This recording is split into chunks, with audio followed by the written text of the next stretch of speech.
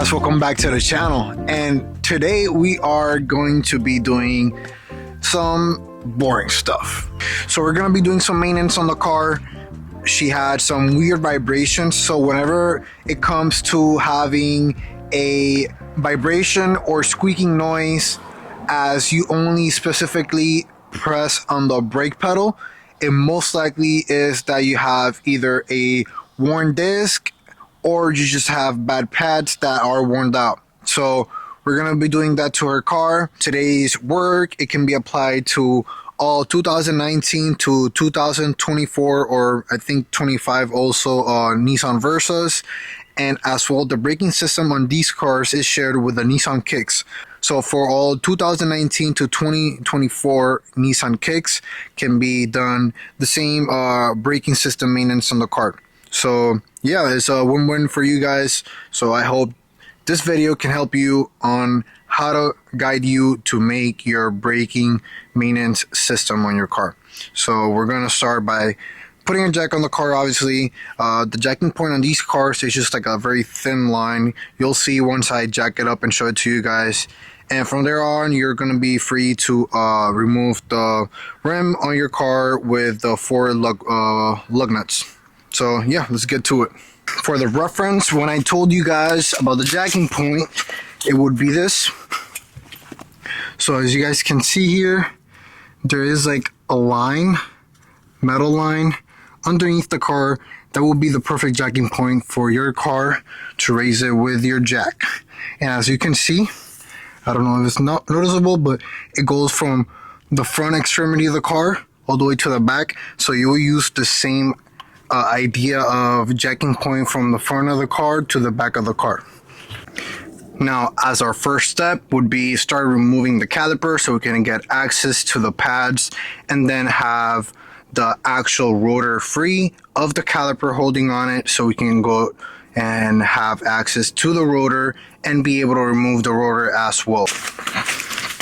So it's this bolt that I mentioned you guys earlier, and is a 14 socket bolt. I'll make sure it's on the loosing side. So a good way to remember is lefty loosey, righty tighty. And just like that, we got it loose. Now there's two, one on the top and one on the bottom. So let's proceed to the one on the bottom. So we removed the piston caliper. Now be careful with this hose, is the brake fluid. You don't want to go ahead and damage the hose, because if not, you'll lose all the pressure that you have built up here in your braking system. You don't want no air bubbles neither. To put it on the side, I just used the suspension system of the car and the steering rack column here and just like let it lay there and not put pressure on the actual hose. And then we have access to the pistons here. Now there's one on the front and then also one on the back. So just take it out, just like that. Very simple. As you can see on the pads, they have these clips, metal clips on the top side. So make sure to remember that.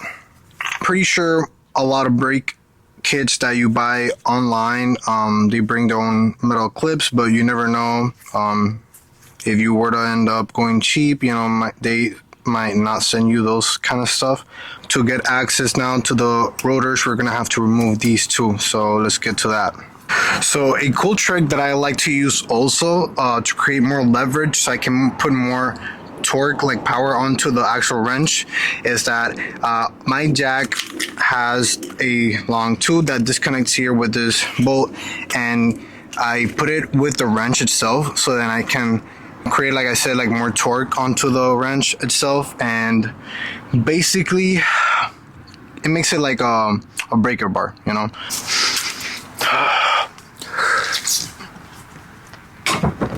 Yep, just like that. Yep.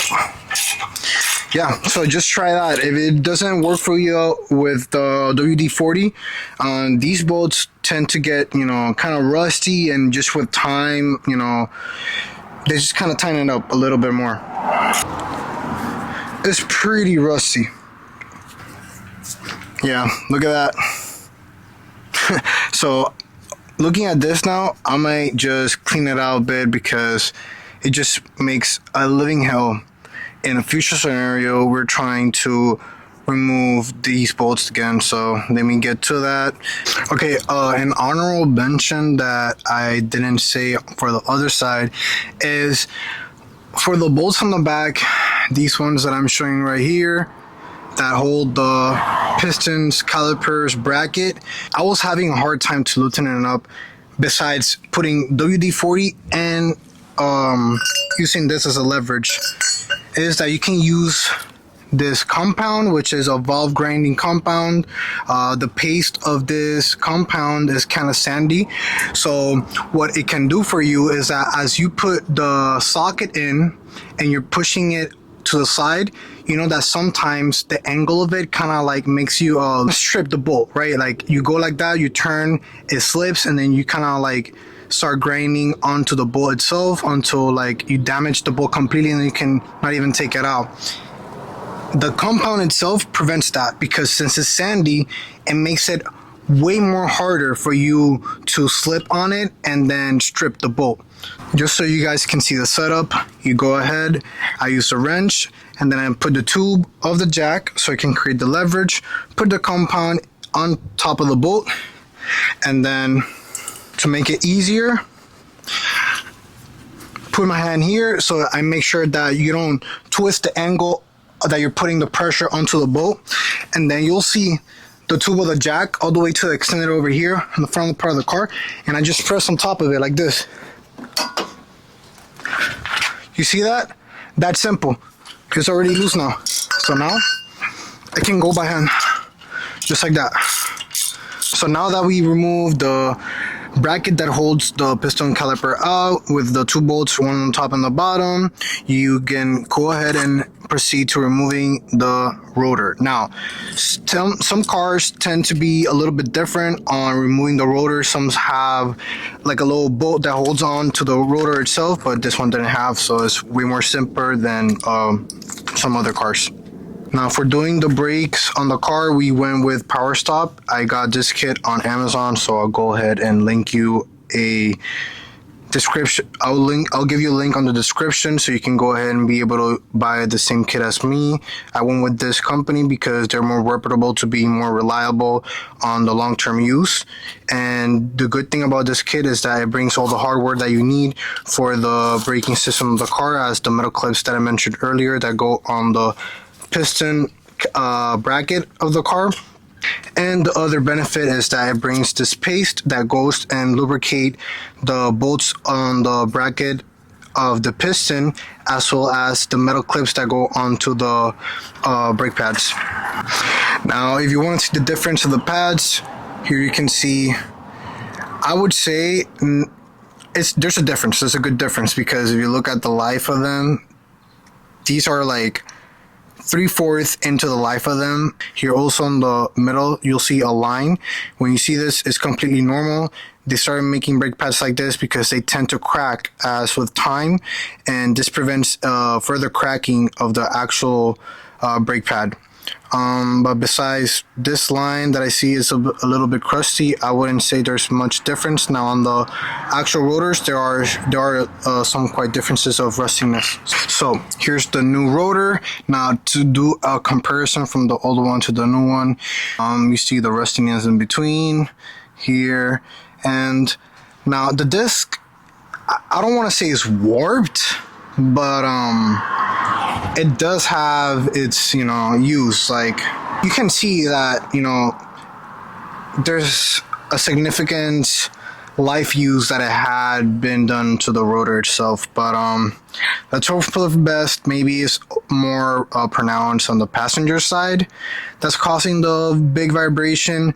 We never know. Braking systems are very sensitive to anything. It could have been also even like a rock, but I don't want to say it's common, but it does tend to happen. So yeah, let's see. Now don't forget to do a very simple step, which is changing the clips that I mentioned you guys earlier that the kit brings. I like to look at it how it looks like just right before removing it, so I make sure that I'm putting it in the correct, you know, orientation or correct side. And yeah, so we went ahead and put the bracket on, we put the metal clips on, and we bolted the two bolts that hold the piston calipers bracket. And now we're gonna go ahead and put the pads, and the orientation on the front one is like this. It goes in the same orientation of the curve of the rotor, so you have a better idea. So this one is in the front, and then this one's on the back. I just wanted to give you also a visual demonstration on how it looked like as you use this tool to push in to the piston caliper, so you have more space for the new pads, right? So you go ahead, put the old pad against the piston caliper, then you have the piston caliper tool, put the bands against the piston, opposite sides of the piston's caliper, and then you start twisting in, right?